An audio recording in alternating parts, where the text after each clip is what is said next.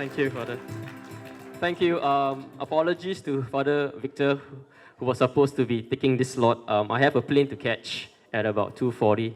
It's my father's birthday today. So my sister flew back from Canada. So yeah. So my father is David. So I'm son of David. So I have to go back and celebrate his birthday. So just a brief introduction. Well, I've been a child of God since June 69. I just celebrated my 50th birthday, for those who in June, okay. Yep, as Father mentioned, I have zoology. So ecosystems are something that I've studied, but that was the biological form that Dr. Glenda mentioned, biomes and stuff like that. So ecosystems are very, very something that I've studied. But I did not go into, I'm a trained zoologist, but I did not go into zoology. I went to my second passion, which was media, and happened to stick with that all my life now. Started my own business in 1999, a lot of ups and downs. So Fanfare, my current business, it's a new venture that I started 2-3 years ago, and my wife is saying, again, when are you going to stop? I don't know. I don't know when I'm going to stop. Maybe until the day I die, I guess, to try new things. That's what keeps us alive and young, right? That's my family, my only daughter, and I'm not a philanthropist, okay? I have not done philanthropy all my life. I only did it only last year when I met Glenda, okay? Okay, she asked me, if not you, then whom? If not now, then when? So I said, okay. Yeah, but I think I want to leave something for my daughter, a better place, a better world. If I don't do it, I don't think anybody's going to do it, right? So, ora et labora, that's my school motto. I was a Josephian in St. Joseph's Institution. For those who don't know, Latin is pray and work. Pray as if everything depended on God. That's what we do, right? But we have to work as if everything depended on you. All right, so pray and work, that's how we've been taught, okay? So that's how we do things here. And we always say, God bless the works of your hands. Yes, this is all I know about charity and giving. I've always been giving of my time, of my talents, of little pocket money I have on Sundays. This is what we do, right? Give with our hands. So we're just a volunteer, or offering some stuff that we can do, like the old lady with 2 coins. That's all we do. We just give with our hands. And then there are charities. They are social workers. They give with their hands and their heart, their compassion, right? But then they don't think anything else. They just, we need to share, we need to love, we need to give. And then there are corporates, CSR, right? They give with their hands and their head. Why their head? Because, if we do some charity, we can increase our brand awareness. There's always some ulterior motive for them to want to do charity. They give, but they give with some planning in mind. Okay, that is not philanthropy. And then I think Dr. Jasmina asked, what is philanthropy? I think all three have to come in. You give with your hands, you give with your heart, you give with your head. But this head now is not ulterior motive, but it's about planning. It's about having a sustainable plan, a systemic plan that can last for decades. And that's where my topic is about today. I will not talk about purpose because you're all PDOs. You guys know what the purpose of philanthropy is. I'm trying to share with you, like I said, I'm not a philanthropist, but whatever I have, like the boy with 7 loaves and 2 fish, or is it 2 fish and 7? 7 loaves and 2, 5 loaves and 2 fish. I gave him 2 more loaves. Whatever I have, okay, I will just give. And I think, God willing, He knows what to do with the infrastructure that I can provide. So please see innovation as a change, as an opportunity, not a threat. Last year, when Glenda invited me to speak in Bali about crypto philanthropy, I was like, okay, who are the audience? They said, nuns and priests. I was like, I have a difficulty even talking to young people about crypto philanthropy or cryptocurrency. You need to talk. Just have faith. Just come. And I was wowed over. I think I was welcome. It was the whole idea was embraced. They welcomed me in a family, and since then, Glenda and I and the whole team and the board, we have developed the infrastructure from thought, from concept. We have launched an online crowdfunding platform. We have devised a social commerce philanthropic model, which I will share with you later. And we also launched a charity e-store. So the infrastructure is all up. Okay, so it's up to all of us to then put in our 5 loaves and 2 fish to make this work. So, just a recap of something I shared for those who didn't attend my Bali lecture, sharing the generations. All these young people here, so the first few may not identify. Baby boomers, those born between 1946 and 64, you know who you are. Don't reveal your age. Here I am, Generation X, 1969. The millennials, also known as the Gen Y. Why are they called millennials? Millennials are anyone who has reached adulthood in the year 2000. That's why they term it the millennials, okay? I think Glenda's daughter, Gen Z. My daughter is, for those who were born before 1946, you're the silent generation. But we have built the foundations, right? Foundations, nobody recognizes foundations. So you see a building, you see, wow, the building. You see the Twin Tower, they're so tall, but nobody sees the foundation that's gone. How deep? It's silent. Nobody appreciates that. Okay, the builders, nobody appreciates this. But the world that we have is built by the silent generation. My daughter, Generation Alpha. I don't know why they started with X and then they started A again. So I think they will go to Generation Beta next. So the focus of my talk is on the millennials, but not just millennials, but post-millennials, the Generation Z people as well.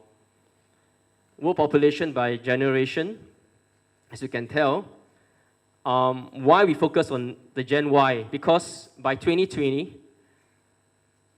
they'll be half of the workforce. Okay? They are working adults. They have the spending power. They have the financial capability. So these people are going to be driving your economy.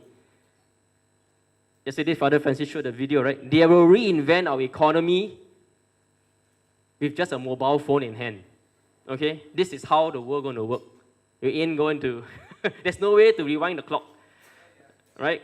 For those, I know some of you are above 60, you have learned how to use the smartphone. You're using WhatsApp, right? Come on, that's admirable. My father is sending me Facebook messages, and he's 76, okay? But he loves innovation. He loves all these new gadgets. Population of global millennials. I just done it. Okay, the population is going to hit 7.7 billion. They're going to be about 32%. In fact, the Gen and 58% are in Asia, so we're in the right place. But Gen Z is also going to hit 32%. So in 2020 and beyond, 64% of people are in this generation. So what are we doing now to cater to them in terms of how they like to donate, the kind of advocacies that they want to support? Gone are the days where you go and meet a millionaire and he's going to send you a check for $1 million. Okay, I think that we talk about wealth transfer. They're going to transfer that money to these people. These people have never seen a checkbook. Okay, they're using mobile payments. So are you ready? So 66% of millennials are more likely to want to work for a company that gives to charity, right? So if your company is not doing some form of CSR or philanthropic work, you won't be able to hire anybody in the millennial workforce. Remember, the millennials are going to be half of your workforce. So if you find difficulties in hiring people, then take a look at your mission statement. Are you doing something for the world? If you're not, then please. Not just work. If you look at the kind of companies they support, the new generation companies, they are supporting companies that are providing for the world, okay, or making a difference in the world. And they themselves will recommend this business or this company to their peers, right? That's how they do. They're peer-driven. And because they themselves are charitable, their children and children's children will also benefit, right? 61% of millennials, and maybe more, have been talking about charity to their children. I'm telling my daughter to donate her stuff, her toys, her clothes, her shoes. Sometimes she doesn't know the difference between old and new. She said, I just bought a new toy. Can I give this away? I'm like, okay, fine. It's unwrapped yet, is it? But it's her choice, right? So the impact may be felt far beyond this generation, okay? There's a ripple effect. You just throw a stone, what happens in the water? It's ripple, it travels, right? So don't just concentrate on millennials, but if you set up your infrastructure now, you're going to cater for the future generations as well. We talk about the wealth transfer. Last year, I shared it was 30 million. Father Francis, you said it was 48 million. I just checked again. It's gone up to 68 trillion. Sorry, trillion, 30 trillion. I said, I don't know why. I mean, different research. Maybe Dr. Jasmine need to go into some research, or Dr. Rob. Okay, this wealth transfer in various forms, okay, in various assets. Okay, this is just a number they extrapolate. It may not be cash. Okay, it could be properties, could be land, could be other forms of assets. So the baby boomers work so hard, they make all this money. Who did they give? They give to their children, or they set up foundations that their children will be administering, right? So non-profits, how are you going to tap on all this wealth, this money that they have set aside? Are you ready? Yes, I do. I'm married, so sorry. Okay, so if your PDO has not set up an online donation portal or ways in which to receive such funds, then look into it. But we have set up for you already, so I'll tell you more. Father Francis shared a video yesterday. The baby came out, already know how to swipe. My daughter, not even 5 years old, she knows how to use an iPad and an iPhone. I didn't even teach her. She just looked. She knows how to swipe left, swipe right, enlarge, click, click, click. It's like, okay. It's intuitive. They're born with it. It's DNA. Okay, because our genes are being transmitted, so our own experience, subconsciously, I studied biology, it's been transmitted somewhere, somehow, right? Like when you see a baby deer, when it's born, it can run, it's instinctive to survive. It's DNA, it's there. The mother deer doesn't tell, okay, now you got to stand up because there's a tiger, there's a lion behind you, it's going to chase you. No, it's instinctive. The first thing he knows is get up and run, right? Feed. So that's all instinctive. So our children is going to grow up in all this innovation, this technology. So you don't have to worry. You just make sure that your infrastructure is there. They are born into it. Okay, they are born with a handphone in their hands. So mobile technology is the biggest disruptor to charitable giving. Not going to go to a millennial and say, okay, can you sign me a check? No. All right. All their money is in the digital form. Okay. You say, okay, I can beam to you now. What do you want? Right? That's what they do. Right? So they want to give direct online. So they expect your websites to be slick and up to date. I hope that's done, right? Glenda, right? So having explored, having looked at 70 PDOs, we realized it's very fragmented because I was trying to raise funds for the various PDOs and some of my Singapore donors. They said, you expect me to look at 70 websites? And how am I going to donate? Some of these websites don't have enough information. Some of these websites do not have an online donation portal. So we have created, Fanfare, together with Swing Rain, has created an online platform. This is the website. You can access it now if you want to, swingrainfoundation.org. In it, we are focusing on 4 to 5 advocacies for now because we can't cater everybody yet. This is just a test phase. So you see, I've done a video for Hope for the Street Children, Homes for the Homeless, Healthcare for the Poor Sick. So there are 3 funds. You can look at the funds at the top. Okay, the stories. Sorry?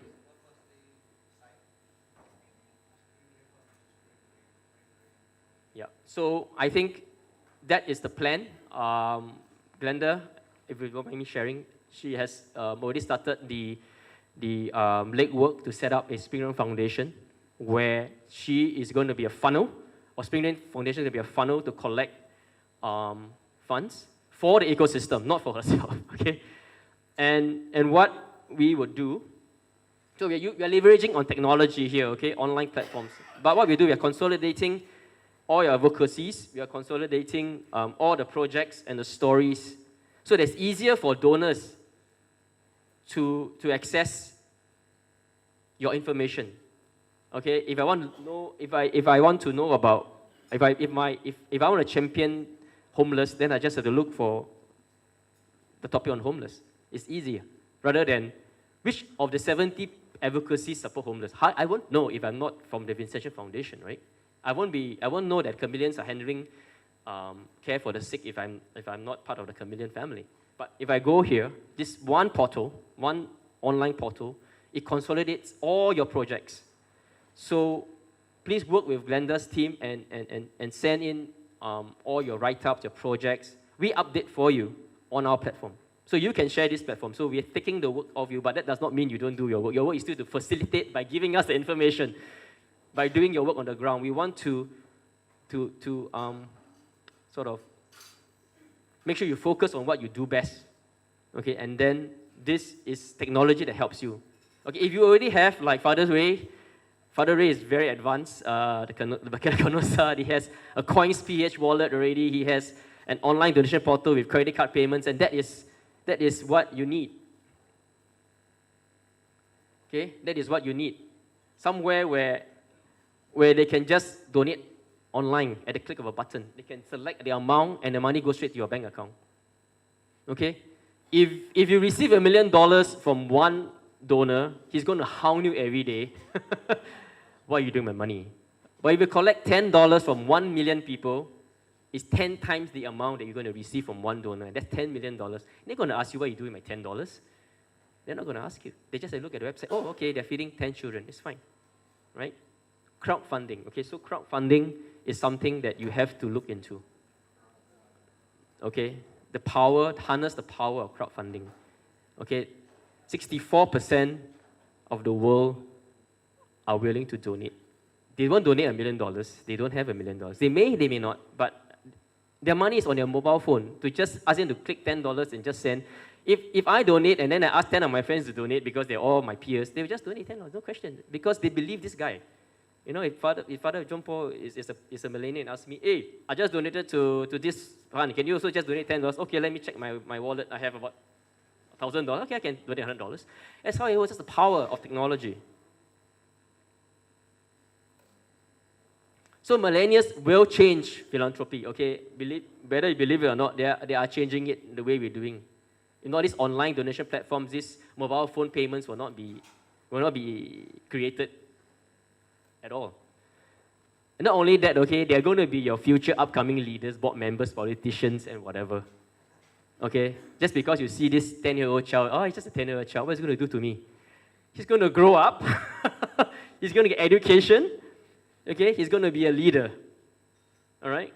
Remember the story, the lion and the mouse? The lion, I'm the king of the jungle. You're a mouse, what can you do for me? And then one day the lion was caught in a net. What did the mouse do? The mouse came and bite off a big hole in the net and saved the lion. Never belittle anyone, okay? When I was doing my business, I was interviewing one guy, and the guy said, the same people that you meet on the way up is the same people you meet on the way down. Okay, so remember that. So they're not just a subset of your donor, they're going to be your organization's future. So please, find a way to embrace them. So what's the new form of philanthropy? It has happened, okay? Crypto philanthropy, which I touched briefly in my last talk, and I will go into a bit of the details now. Crypto philanthropy began sometime in 2013. Bitcoin came about in 2009. If you know about cryptocurrency, Bitcoin. So 4 years later, it sort of from a coin that was worth a few cents, it was worth a few $100s and a few $1,000s in 2013. And then those people who got the Bitcoin at a few cents, in 4 years' time, they just realized that, oh my God, it's worth a few $1,000s, and I bought a few thousand of them. So they were millionaires in 4 years. And what did they do? They started giving away the cryptocurrency as a form of, because I have no cash, I'll just give you the coins, okay? And so this company, which is still around, BitGive, so you can write to them for donations if you want. They started to set up a platform where non-profits can accept donations in Bitcoin. And as early as 2014, they became the first IRS tax-exempt Bitcoin charity. So that's incredible how they managed to push. They're still around, okay? And then 2017 was the height of cryptocurrency, or Bitcoin. Bitcoin was worth 20,000 US, one Bitcoin. So imagine you bought it at 10 cents in 2009. In 2017, you woke up, your 1,000 Bitcoins was worth each 20,000 US. He was $100 over million richer. So what did he do? His name was called Pine. So he set up the Pineapple Fund. He donated 5,000 Bitcoins. At that point in time, that 5,000 Bitcoin times 20,000 was worth quite a lot of money. It was worth $55 million back then. He donated $55 million, but of course, he probably had 10,000 Bitcoins. Right? But we nobody know who is Pine. If you know who is Pine, please tell me. So 2018, Vitalik, he created the Ethereum token, which is also another cryptocurrency. He donated $2.4 million worth of Ethereum for research on aging. And then Philanthropy Charitable, which is a donor advice fund, has been receiving cryptocurrency donations. And in 2017, it was about $70 million worth of donations. So they do receive cryptocurrencies. It's an asset, okay? As much as its history was marred with money laundering and stuff like that, but it's an asset. It's like somebody giving you a prize painting, right? And you sell it at an auction, you raise funds. So the question is, we don't know the source of this cryptocurrency. I think that question was addressed by Father Francis in one of the talks. You know, it's like, you're not using the money, you're not helping the guy to wash his money because he's giving away his money. He's not asking it back, he's giving it away, and you're using it for good. Money itself is not a bad thing. It's how we use it. So if you're using it for good, then it's a good thing. So people are starting to give. I mean, I'm not going to go through the examples. Ripple starts giving. So everybody started giving their cryptocurrency. These are the funds, these are the establishments, these are legitimate establishments that are also receiving. I didn't make this up. You can Google them, you can find out. So American Red Cross accepts Bitcoin. United Nations have used a blockchain, Ethereum blockchain voucher. This is how, oops. Did I just turn it off?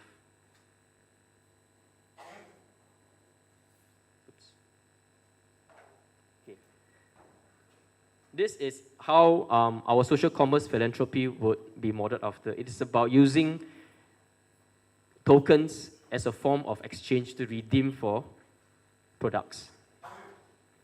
So World Wildlife Fund Italy accepts 23 different cryptocurrencies. There are thousands of cryptocurrencies, okay? But of course, some of them don't really have a lot of value.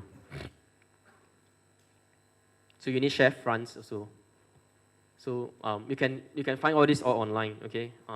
They're accepting cryptocurrency. So if you have a platform that also accepts cryptocurrency, just take it.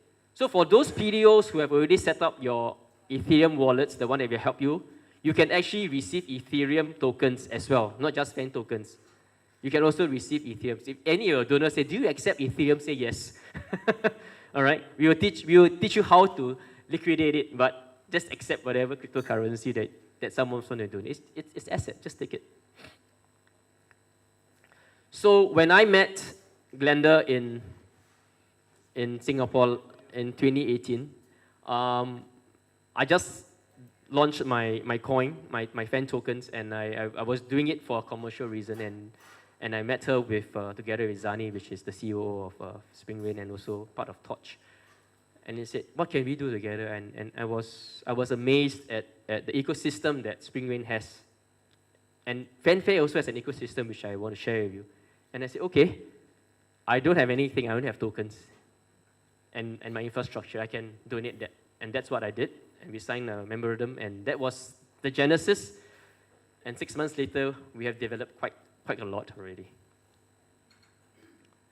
So it is not a system to replace your existing system, okay? It's an extension. Please do not go there and, okay, everybody, all the PD officers, we are going to stop what we are doing now. We're going to go into crypto philanthropy. No.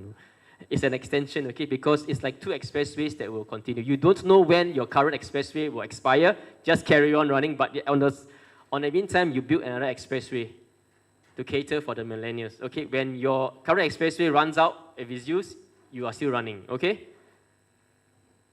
So how Fanfare will come in is we want to help educate the PDOs and help build your infrastructure. So we have done so. We have done that big online platform that all of you can partake. You can share in it. So leverage on crypto affluent. A crypto affluent is a millionaire who made a lot of money from crypto currency. And not just crypto affluents, but existing donor pool from my social commerce ecosystem. So we also created a charity e-store. It's a marketplace where donor merchants and donor service providers can donate their goods and services. And I'll explain more in the detail later.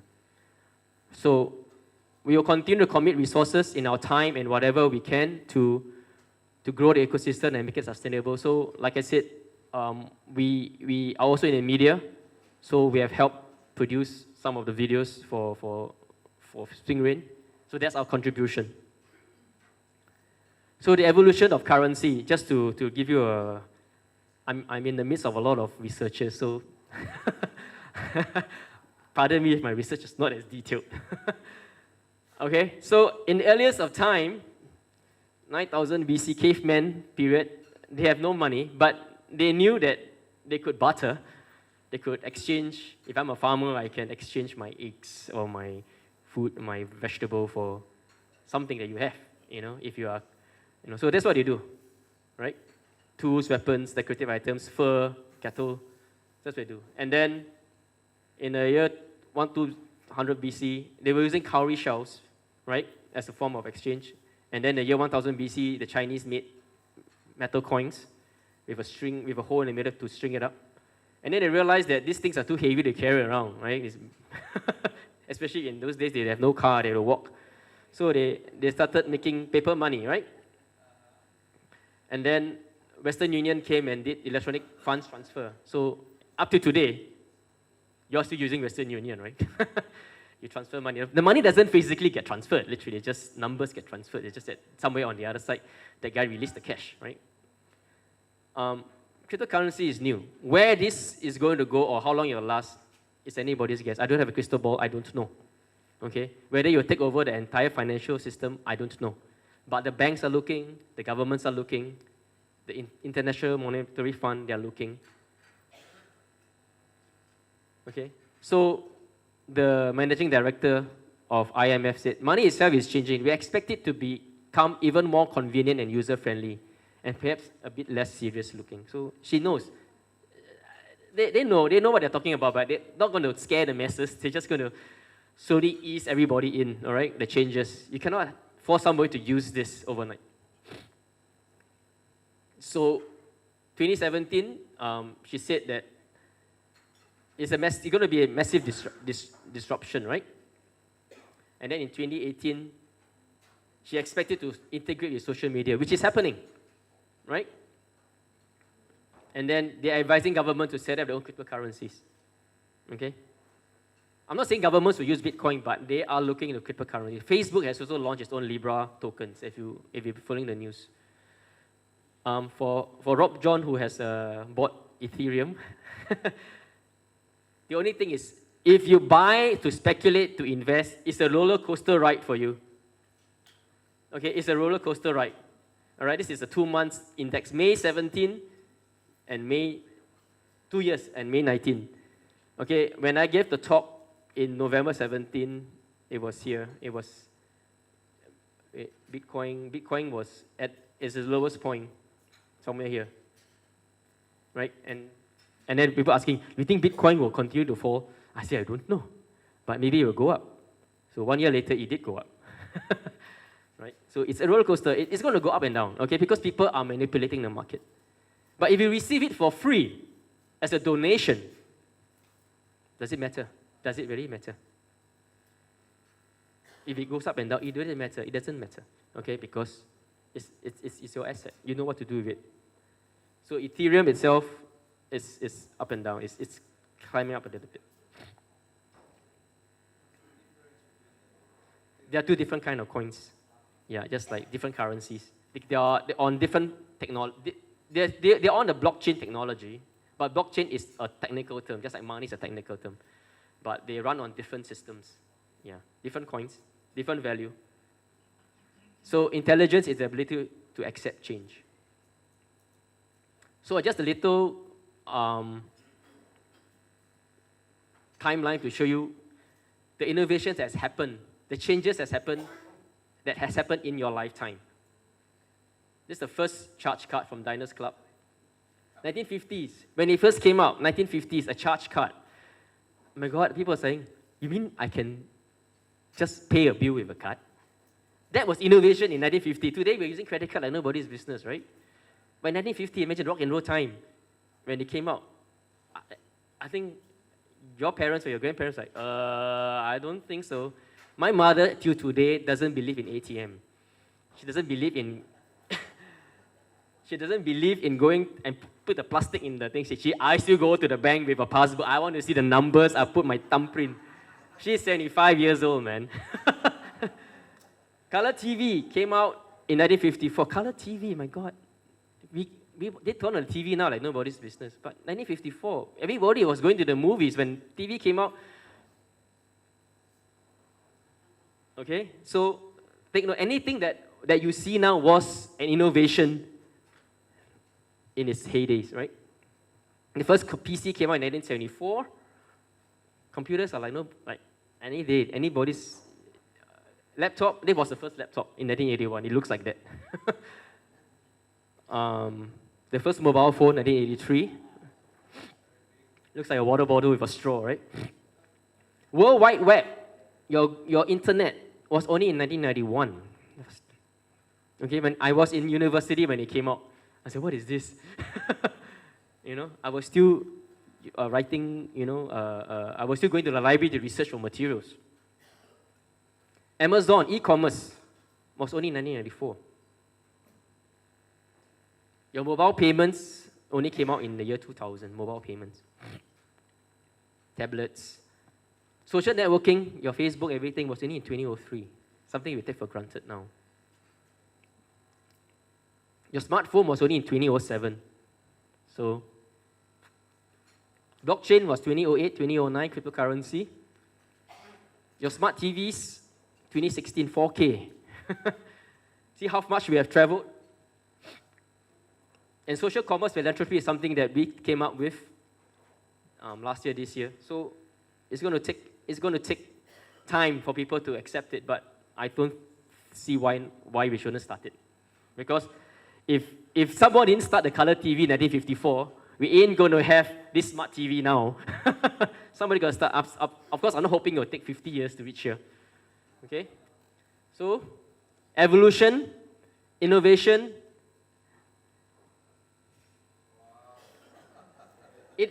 It's inevitable, right? Someone said. Okay? Progress is optional, but innovation is. This is someone in China, an old man using a smartphone, WeChat Pay. All right? He doesn't carry cash. All right? He just goes there, they weigh the banana or the vegetable here, the price comes out here, he scans the price, boop, the money gets paid. This is how it's easy. I was told in China, the beggar will beg you and they have no cash. You say, okay, you just WeChat me your money. Here's the mobile phone for you to receive donations. Okay, this is the world we live in now. So, social commerce, when I came up with social commerce, it was nothing to do with philanthropy. It was social commerce where e-commerce meets social media. Okay, that was social commerce to me. That was my business. This is where my business is. I'm merging the two industries where people can buy products on videos. That's my business. That's my app. Okay? So my app is someone posts a video, the brand sees the video of the thing, he connects it to his e-commerce store. So anyone else who watches that video can click and buy that same jacket that the lady was wearing. That's my model. That's my social commerce. Okay? And then the content creator who makes that video receives tokens, right, as a reward from the brands. And then with the tokens that he or she receives, the tokens, the fan tokens, he goes to the redemption store and just redeems for stuff that he wants. That's my model. That's my infrastructure. Okay? But it's nothing to do with philanthropy. That's my social commerce. So the brands pays me money. The brands buy my tokens to reward to the content creators. And the content creators makes good videos, get rewarded with the coins, and they just go and buy real-world products with the tokens. That's the model. That's the model I have. And that's my ecosystem, okay? That's my own ecosystem. Okay, I have content creators, I have brands, I have media agencies, I have supply chain, that's consumers, that's my ecosystem. But then when I met Glenda saying, what can your social commerce? So my social commerce has taken on a new meaning. The word social has now become a social commerce for philanthropy. And it's like, wow. I say, okay. So God knows better than I why I started this, So I don't know, okay. Only He knows better than I what I was going to do. So I said, okay, whatever. I'll pray and I'll do. So this ecosystem that we're going to work in has more than 72 PDOs, 23 collective advocacies, and this is, I'm just repeating what Glenda has said. And so, from a redemption store for commercial purpose, somebody just called me. Sorry.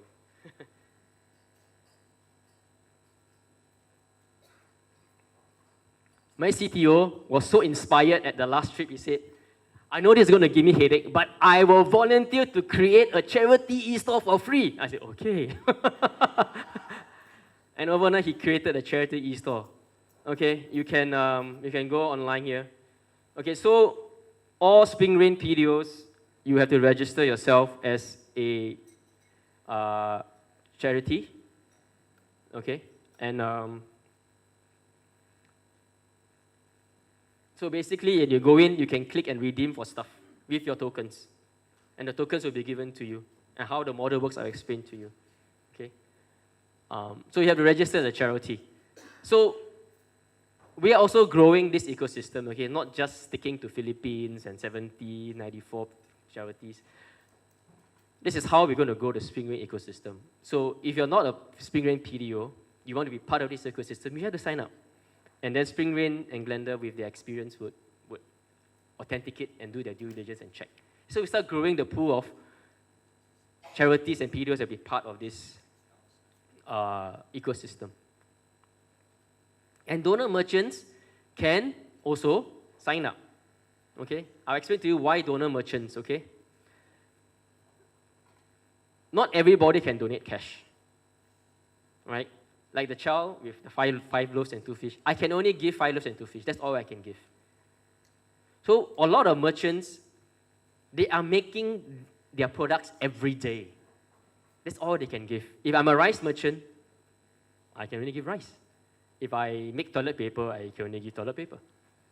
You ask me to give cash, I have to go check my finance department, check with my board. But if I'm going to donate 10 sacks of rice, yeah, it's okay. I just donate 10 bags of rice. So that is what we're doing.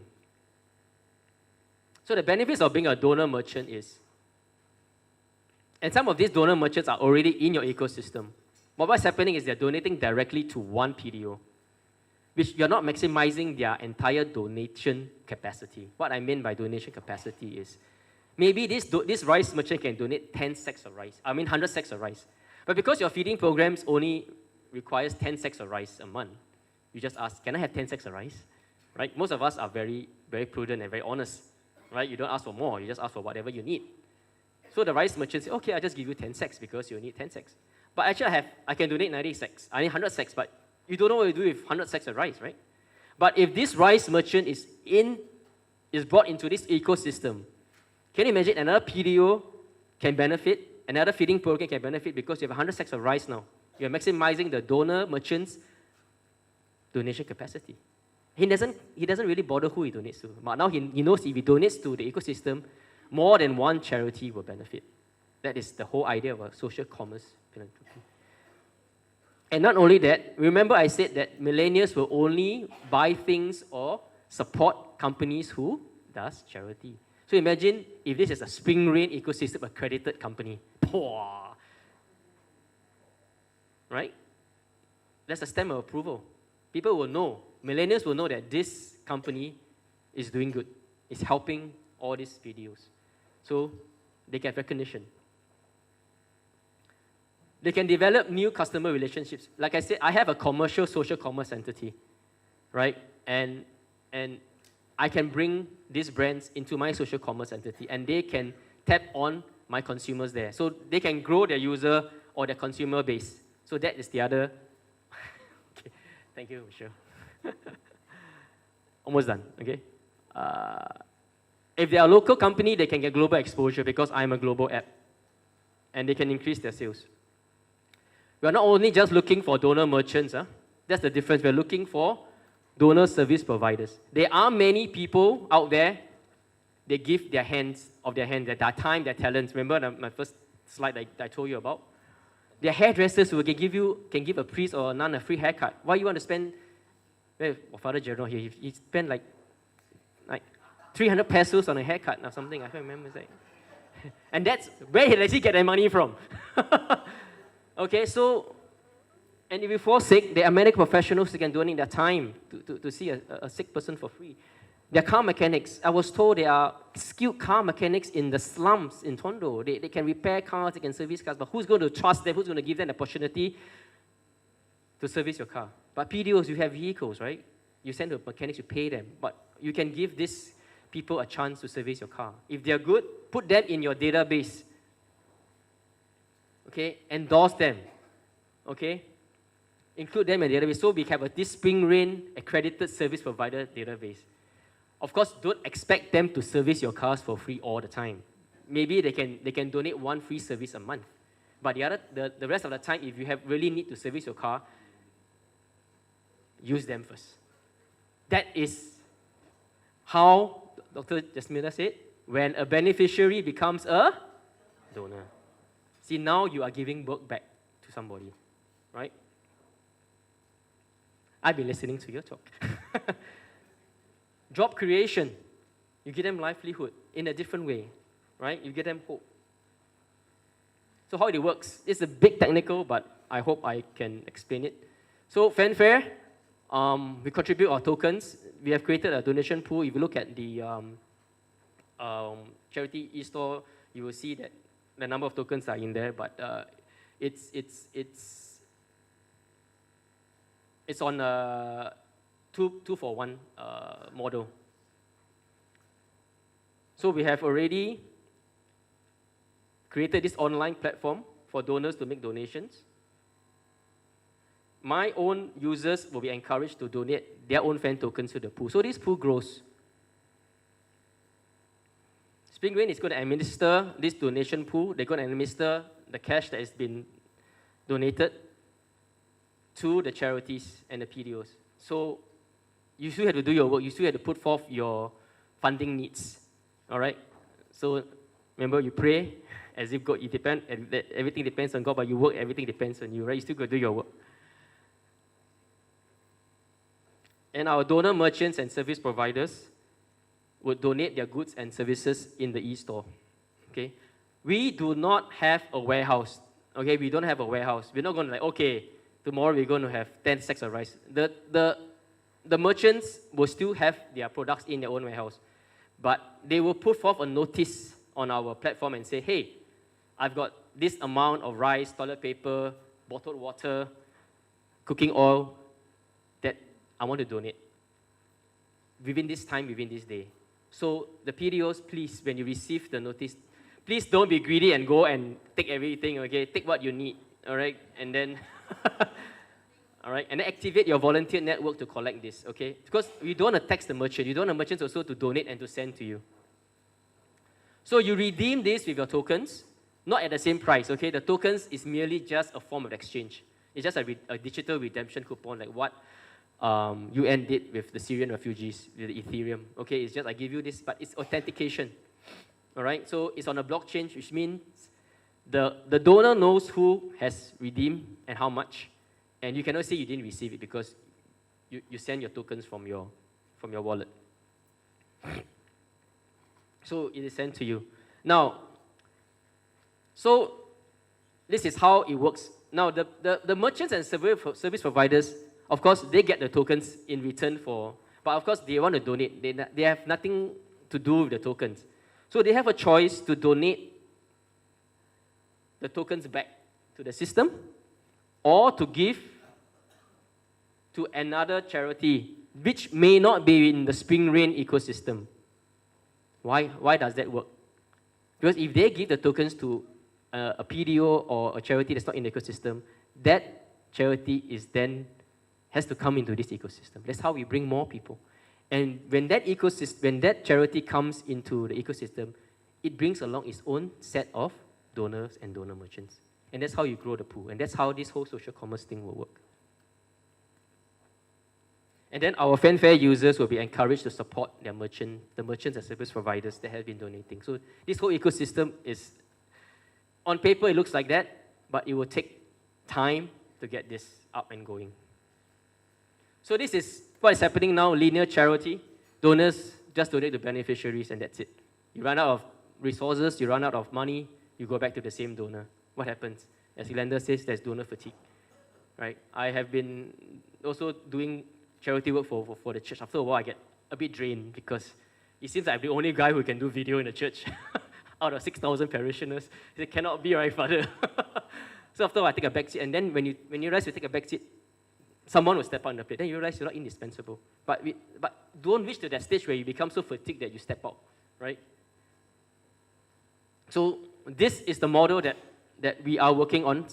It's a circular model where everybody benefits and everybody strengthens each other as we go along, right? So donors, they donate the fan tokens and then donors to social commerce donate products to the charity e-store. So the PDOs and Spring Rain will then allocate the tokens and the products to the respective charities. But your respective charities, you can also tap on your volunteer network. This is how the ecosystem grows. There are people who has no money to donate, they have no talent to donate, they have no skill to donate, but they have time. I just want to do something for the church, I don't know what to do. Okay, can you go to the warehouse and collect 10 sacks of rice? Yes, I can. So activate this army of volunteers that you have. So your PDOs, directors, if you have volunteers who want to, just organize them into teams. Team 1, this month you can collect this and distribute this. So they feel empowered. They feel useful. Right? So the charities and beneficiaries, you can consume whatever you receive and you can utilize them, but you can also patronize this. Okay, don't expect to receive everything from the e-store, okay? Don't expect everything, okay? Because you are still going to spend some money buying toilet paper, rice merchant. But if you intend to do that, buy from the donor merchants. Continue to support them because they are supporting the ecosystem. And this whole ecosystem, and why I circle? Because it continues. Why is the clock round? Because time continues, right? It's never ending.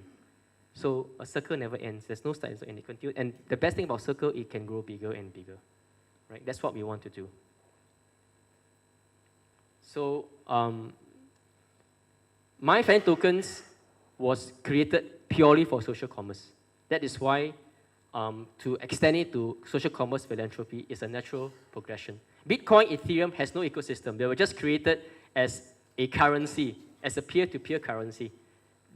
Of course, businesses are finding ways to use Bitcoin, but it's too expensive now. It's 10,000 US for one Bitcoin. How are we going to use that? So it's always good to start to use something that is of very, very little value because this token can increase in value. I'm not saying how much it will grow into, but my job is to grow the value of the fan token because that's my business. So tap into a new donor pool. Social commerce users out there will have fan tokens. So you can get fan tokens easily. And you appeal to the modern tech-savvy donor. Cost savings. Their transaction fee is someone sends cash online or currency exchange. If they send from US to Philippines, exchange. For fan tokens, the transaction is Ethereum, but it's very little. It's a very, very little transaction. No matter the volume, no matter the amount of money amount of tokens you transfer, it's just one transaction fee. Whereas for cash, it's a percentage of the amount. You can verify the donations. You can know who donates to you. You can know where it goes. And of course, anyone asked me about why would the donor donate tokens instead of cash? Okay, so it's not just tokens, it's tokens and cash. But the amount of money that was spent to purchase the tokens is tripled. The dollar value is stretched. Case in point, when you are doing a charity draw in your event, there will be a donor that will donate cash to help you print the donation tickets, right? You're using the person's cash to print the donation tickets. And then you sell this raffle draw tickets, this lucky draw tickets. And then you raise more money than the cash that was spent to print, yes or no? So for the donor that gave you the cash to print the lucky draw tickets, to him, his money is going to be multiplied because he knows that more people will donate because of the lucky draw tickets. So same thing, a donor, if he purchases the tokens at a very low price, he knows that if he gives the tokens to the charity can use the tokens to redeem for products. Otherwise, he would have used cash to buy. So the tokens are purchased at very minimal cost to sustain the ecosystem, because there's admin cost, there's technicians that needs to be employed to run the ecosystem. Okay, so that admin fee in the purchase of tokens is used to run the ecosystem, sustainability. But know that you'll be spending less to redeem for stuff. As a marketplace where donor merchants and donor service providers can come together, because now if I'm a donor merchant, where do I go? Which charity do I go to donate my products? Right? Like Glenn said, they want to donate to multiple charities. So if there's an ecosystem with 70 to 100 charities, it's easier to be channeled correctly. So desired outcomes, we want a integrated platform that is sustainable and systematic. Reduce donor fatigue. So these donors can donate at their own time, own pace, anywhere, anytime they want, whenever they have access. They are not going to be hounded. You know, they are taking the active step to tell, I have something to donate. Okay, it's not like, do you have something to donate? No, I have something to donate. So the fund going to alleviate the fundraising pressures and protect PDOs, because if you are using your money to buy essential products like rice, oil, all this will have inflation. They will increase in price. Your budget will increase every year. Your feeding program, the cost of your feeding programs will increase every year. No doubt about it, because the price of rice and essentials will go up. Not because the commodity will go up, but because retailers and marketers need to grow profits. They are just going to increase the price. The price of production, the cost of production remains the same. But because they want to report higher profits, so they're going to increase the price. And that's how business is done. And it stretches the value of your donor dollar. All right. So when you tell your donors that, hey, for every dollar you donate, I've actually multiplied it 10 times. This is the parable of the talents, right? So you create a win-win environment for everybody. So this is pooling of resources. Whatever donors you have, whatever donor merchants you have, please bring them into the ecosystem. Okay, because you are going to multiply the effect. You are going to stretch that donor's donation capacity. So with this, I thank you. I have about 10 minutes for Q&A. Yeah, so because I have to catch a plane at 2:40, it's a 1-hour drive to the airport. So if you have any questions, I'm glad to take it now.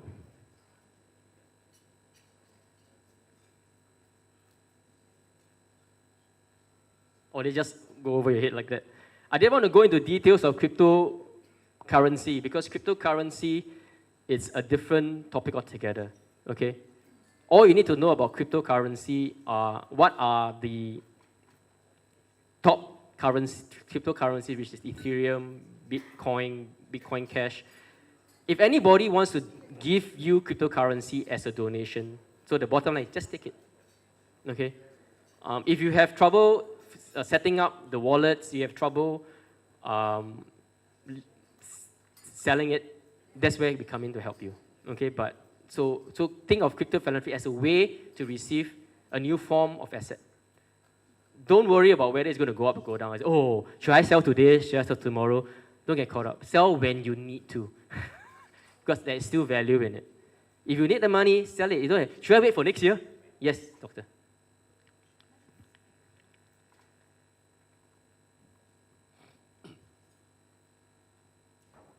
Thank you a lot. This was really inspiring. Thank you. I wanted to know how many donors in Philippines are aware of crypto philanthropy and are proactively engaged in this kind of crowdsourcing and donating. I understand the part from what would be PDOs, you know, interest and all this, but what is the response?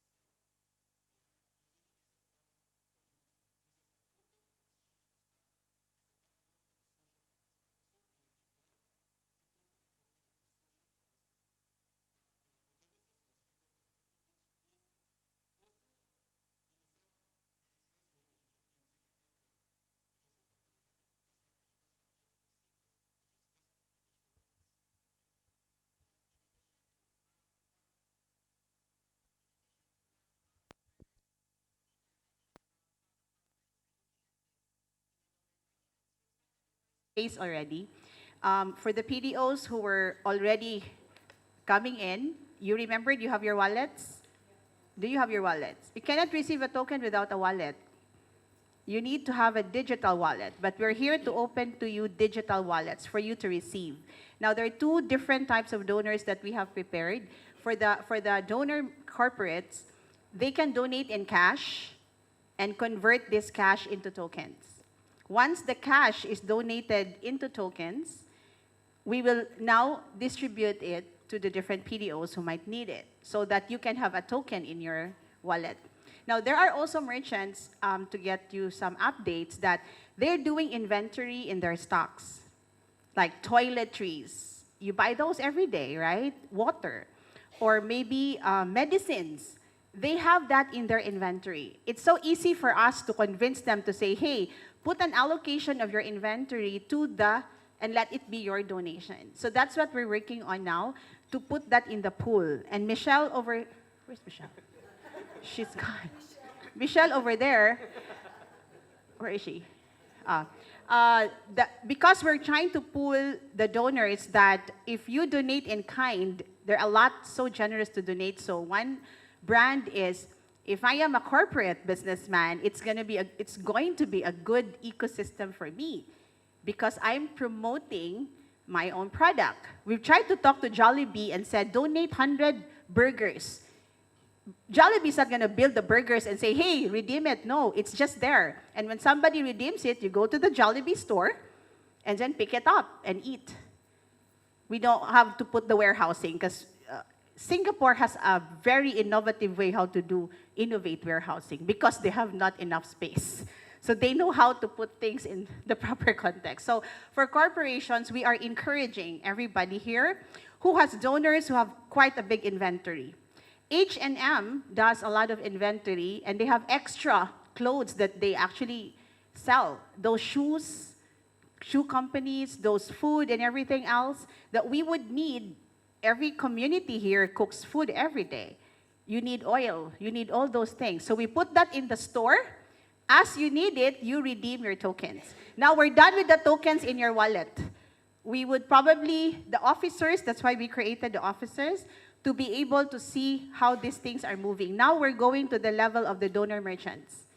So we have the officers, we have the tokens, and now the donor merchants. We're going to merge this in an ecosystem where people can make use of their tokens to redeem this product so that you can use your cash for somewhere else.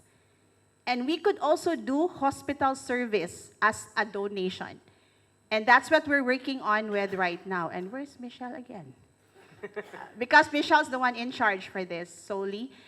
For this entire project, Vincent is trying to say, give me one person assigned for this and nothing else. Okay, I will. So I'm committing. And for all the PDOs who wants to innovate to that next level, you really have to do your work because we cannot wait for those who are too long to do your part.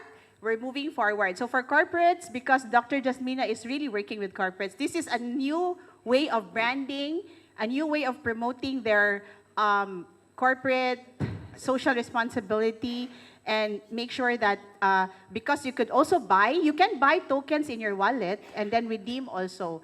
So if we put that, we hope to finish the infrastructure by this year to catch up with Christmas so that everybody gets the feel to buy the token. So if you check your wallets, we will try to see how you will figure out transferring the tokens to your wallets.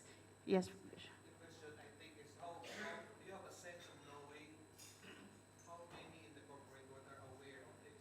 That's what we're doing now, the awareness. It's on their ecosystem, Bishop. No, it's less than 5%, yeah. Yeah, that is why I was just saying, where are we to get to the level, to get the percentage of this? Because donors are donating on cash or in kind. So I think percentage is arbitrary. It's more, can we kickstart it? So if you get 1 brand, 2 brands, 3 brands on board, we have case studies, we have a success story to tell. And more people, more brands would then, well, it works. So that is why when UN tested that with the Syrian refugees, it was very simple products, just lentils and olive oil. Very simple products, right? Very simple, just merchants just donating olive oil. So for us, I know bottled water, I've gone to the PDOs, I've seen you guys serving me bottled water. I don't know whether you bought that or you get donations, but if you're using money to buy bottled water, it's just a waste of money. I mean, you can get the bottled water company to just donate that to you, right? And toilet paper, printing paper.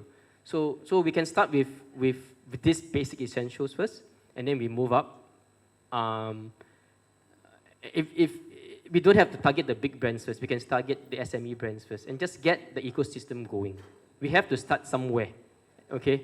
Like when I showed a timeline for innovation, somebody has to start something. Somebody has to start something, and it will take some time for the innovation to be catched on. There'll be early adopters, there'll be late adopters, but sooner or later, you will never find another 2G phone, a Nokia. There's no more Nokia phones, okay?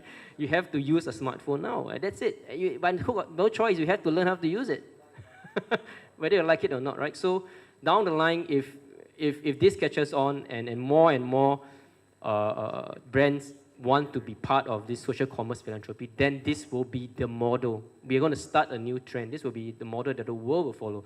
We're going to launch this in Singapore. I'm going to bring this into Bangladesh for the Rohingyas, refugees. So these are things that we're doing. Thank you for giving us the opportunity to be part of this. Thank you. Yes, another question. Okay, last question. It's not really a question, but a observation that to which perhaps you may add more. Looking at your audience, most of us here are baby boomers. We belong to the baby boomers age, and you're talking of a technology that is very much with the millennials. So it's more of I guess it's more of a challenge to Spring Rain Global. In our composition, we may need many more members because we are not so techy about this thing. It's still confusing up here, but I can understand it already. But perhaps if there are membership in our Spring Rain Global community from the young, we might be more aggressive in engaging in this crypto, this everything. I think it's about also just education. I think and training. I remembered when we came down last 2 months ago to open our wallets. My God, I could show you the video. There were like sisters all, yeah, I want to open a wallet, and they were learning. My CTO was here, and that's I don't want to say because that it is. I think it's giving the opportunities for you to learn, to understand. I think that it is. I think age is just a number. Seriously, if you're using a mobile phone now, you can do it. Seriously.